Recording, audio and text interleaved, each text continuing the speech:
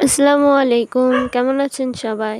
আজকে আমি বানাচ্ছি চিনি দিয়ে নারকেলের নাড়ু। নাড়ু বানানোর জন্য প্রথমে আমি একটা প্যানে অল্প পানি গরম করে নিয়ে তার মধ্যে চিনি দিয়ে চিনি শিরা তৈরি করে নিচ্ছি এবং সামান্য 1 চিমটি লবণ দিয়ে নিয়েছি স্বাদের জন্য। চিনি শিরার ভিতর এলাচ এবং দারুচিনি দিয়ে নিয়েছি। অপেক্ষা করতে হবে চিনিটাও সম্পূর্ণ গলে যাওয়ার জন্য। চিনিটা সম্পূর্ণ গলে গেলে এর ভিতরে নারকেল কুড়া দিয়ে দিতে হবে। নারিকেল কুড়া দিয়ে খুব ভালোভাবে এটাকে চিনি শিরার সাথে মিশিয়ে নিতে হবে। এটা অনবরত নাড়তে হবে, না হলে তলায় লেগে যাবে।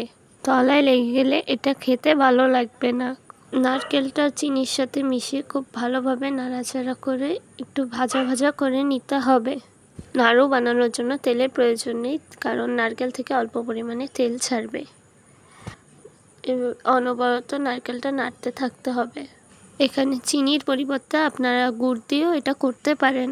সেই ক্ষেত্রে গুড়টা গলে যাওয়ার পর নারকেল দিয়ে দিলেই হয়ে যাবে।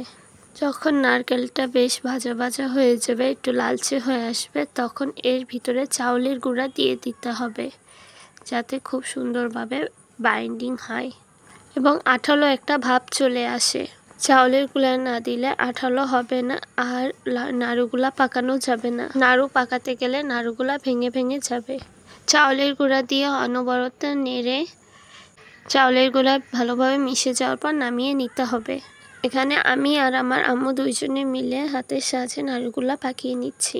নাড়ুগুলা গরম অবস্থাতেই পাকায় নিতে হবে, না হলে পরে আর নাড়ু পাকবে না, ফেটে ফেটে যাবে। এভাবে আমরা সবগুলো নাড়ু পাকিয়ে নিয়েছি। এই যে দেখুন, আমার সবগুলো নাড়ু তৈরি হয়ে গিয়েছে। আমার ভিডিওগুলো কেমন লাগে জানাবেন।